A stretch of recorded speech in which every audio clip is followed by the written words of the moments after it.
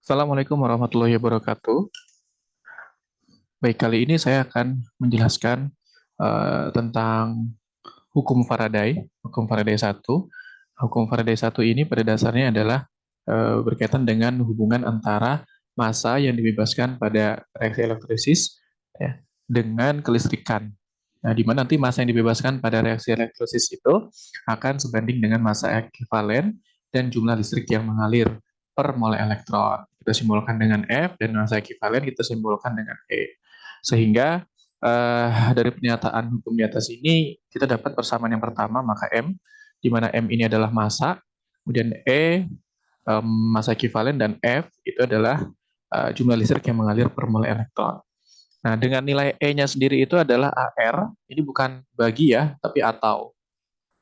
Oke, atau MR dibagi dengan elektron yang terlibat. Nah, terlibat seperti apa? Terlibat dalam pembentukan senyawa, pembentukan unsur, atau bisa jadi logam, bisa juga gas tertentu. Dan kemudian dengan nilai F-nya ada sama dengan I kali T per 96500. Nilai 96500 ini adalah tetapan untuk jumlah listrik yang mengalir untuk setiap 1 mol elektronnya itu 965 ya. Oke, kemudian kalau misalkan kita substitusikan persamaan 1, 2 dan 3 ke dalam persamaan 1, maka dapatlah hukum Faraday 1 itu rumusnya seperti ini, yaitu massa itu sama dengan AR atau MR dikali I dikali T per 9.500 dengan AR per M. AR atau MR-nya kita bagi dulu dengan nilai N. Nah, kemudian nilai N ini hanya bisa kita dapatkan dalam reaksi elektrolisis. Kita ambil contohnya ya. Nah, di sini ada larutan CuSO4 di elektrolisis dengan arus 965 ampere selama 1000 detik. Berapakah massa endapan tembaga yang dihasilkan jika diketahui ARCU atau tembaganya sama dengan 64? Baik. Nah, di sini kita sudah ada beberapa data yang kita miliki. Yang pertama ada ARCU itu sendiri, kemudian ada arus, ya. Kemudian di sini ada waktu. Nah, untuk nilai N, nah nilai N ini kita perhatikan dulu. Di sini ya kan yang mengendapnya adalah tembaga. Nah, ini yang mengendapnya adalah tembaga. Sehingga kita perlu tahu reaksi elektrolisis yang menghasilkan tembaga. Nah, kita analisis di sini larutan CuSO4. Dalam larutan CuSO4 kita tahu kemarin ada Cu2+, kemudian ada SO4 2- dan tentu ada H2O. Nah, namun reaksi pembentukan tembaga itu terjadi di katoda ya. Terjadi di katoda, ada Cu di sini. Nah, sedangkan untuk reaksi di anodanya karena di sini ada SO4 2-, SO4 2- ini adalah anion yang tidak bisa bereaksi, sehingga yang di anoda yang bereaksi adalah air. Dengan reaksi yaitu 2H2O dioksidasi menjadi gas O2 dan 4 ion H+, ditambah dengan 4 elektron. Nah, kemudian yang ditanya adalah berapa massa endapan. Berarti kita harus menggunakan rumus yang ini nih. Ya, yang M sama dengan AR atau MR per N kali I kali T per 900. Tapi di sini kita belum tahu berapa nilai N-nya. Nah, untuk penentuan nilai N, kita fokus kepada logam apa atau zat apa yang dihasilkan. Di sini yang dihasilkan adalah tembaga. Maka kita fokus pada reaksi pembentukan tembaga, yaitu terjadi di katoda. Nah, di sini. Nah, dalam proses pembentukan tembaga dari ion tembaga, ya, dari logam tembaga dihasilkan dari ion tembaga, itu yang terlibat elektronnya adalah 2 elektron. Nah, sehingga nilai N di sini adalah sama dengan 2. Sehingga kalau kita masukkan datanya, maka nilai massa yang mengendap adalah ARCU-nya itu 64 dibagi dengan N. N-nya ada sama dengan 2 di sini, ya.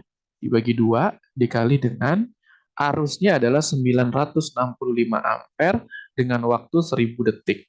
Nah, dibagi dengan tetapan 96.500. Oke, nah, kita sudah punya datanya lengkap, sehingga kita tinggal operasikan saja. 64 dibagi 2 berarti 32.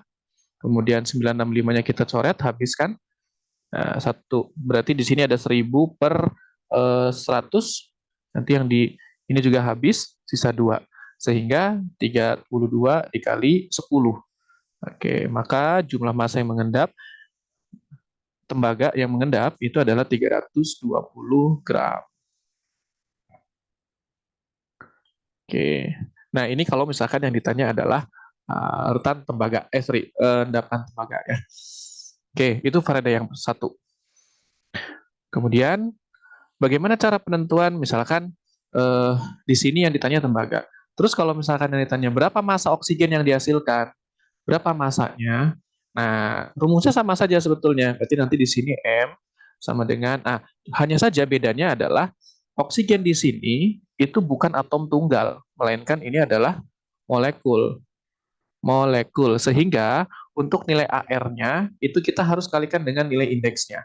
Sehingga untuk oksigen di sini kita harus menggunakan MR ya.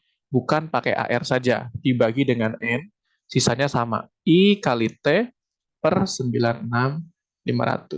Nah, untuk AR oksigen sendiri, ARO itu adalah 16.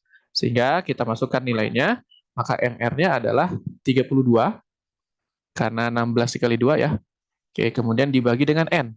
Nah, N-nya di sini kita lihat pembentukan oksigen itu kan terjadi di anoda, maka kita fokus pada reaksi di anoda. Berapa elektron yang terlibat dalam reaksi di anoda? Elektron yang terlibat adalah 4 di sini. Nah, maka kita masukkan N sama dengan 4. Maka kita simpan di sini 4. Dikali dengan arusnya adalah 965, dikali waktunya 1000 detik, dibagi dengan 96500. Sehingga ini sama, kita coret. Kemudian ini 1000 bagi 100, berarti sisa 10. Dan 32 dibagi 4 itu 8 ya. 8 dikali 10, berarti 8 dikali 10, maka hasilnya adalah 80 gram. Nah, ini adalah Faraday 1. Ya. Oke, kemudian selanjutnya adalah nah ini adalah contoh yang lain. Oke, silakan nanti kalian lanjutkan.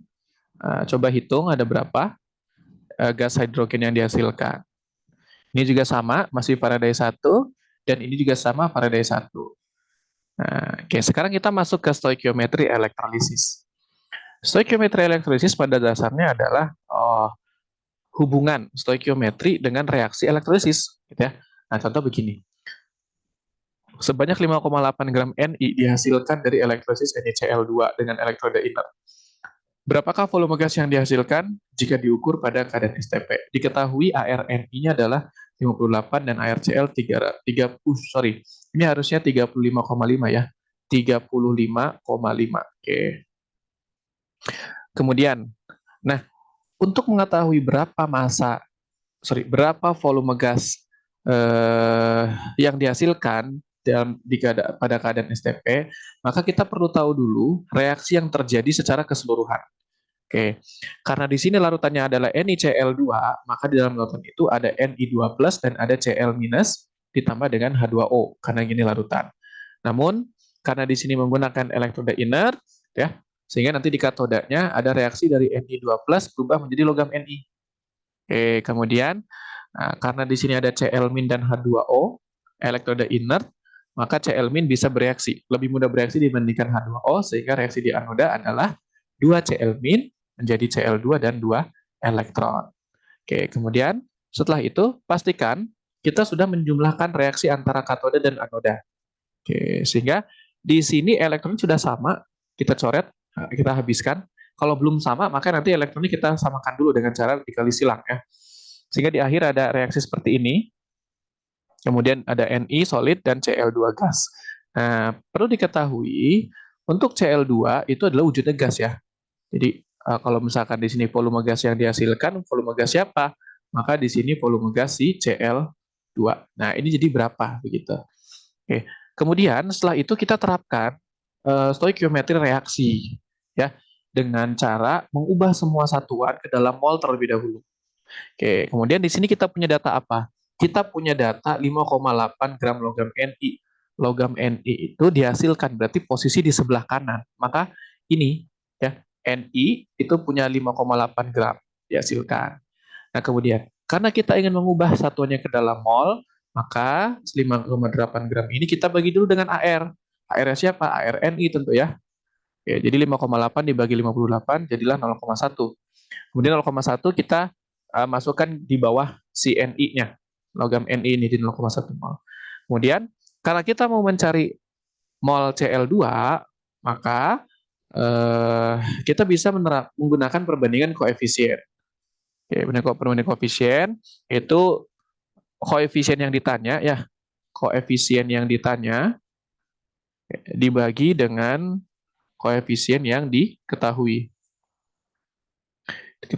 Kemudian dikali dengan mol yang diketahui. Oke. Di sini koefisiennya 1. Ini juga 1. Jadi 1/1, ya, ini 1/1 dikali mol dari si Ni-nya adalah 0,1. Sehingga mol Cl2-nya juga 0,1. 0,1 mol Cl2.